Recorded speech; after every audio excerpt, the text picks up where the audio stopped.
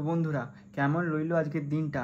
কোন ব্যাটসম্যান করলো সবচেয়ে বেশি রান, কোন বলার নিল সবচেয়ে বেশি উইকেট, কোন ব্যাটসম্যান করলো নিরাশ, এই সব কিছু নিয়ে বিস্তারিত আলোচনা করব আজকের ভিডিওতে। আর দেরি না করে তাহলে শুরু করা যাক আজকের video. Hello guys, welcome back to another video হবে #তবব্রত ক্রিকেট।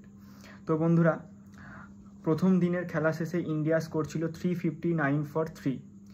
ব্যাট করতে নামে শুভমান গিল, ঋষভ পান্ত। দ্বিতীয় দিনের খেলা শুরুতে ঋষভ পান্ত করে এক দুর্দান্ত 100 এবং শুভমান গিল আউট হয় 147 রানে। 227টা বল সে খেলেছে।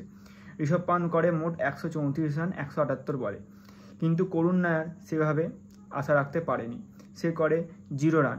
তারপর রবীন্দ্র জাদেজা 11 এবং বাকিরা বেশি রান করেনি, যার ফলে ইন্ডিয়া 471 রানে অল আউট হয়ে যায়। ইংল্যান্ডের তরফ থেকে সবচেয়ে বেশি উইকেট নেয় Josh tongue and Ben Stokes, দুজনেই 4 উইকেট করে নিয়েছে। তারপর ব্যাট করতে নামে ইংল্যান্ডের শুরুতেই জ্যাক ক্রলি আউট হয়ে যায় বুমরার বলে। তারপর ব্যাট করতে নামে অলি পোপ এবং বেন ডাকেট দুজনেই 50 রান করে।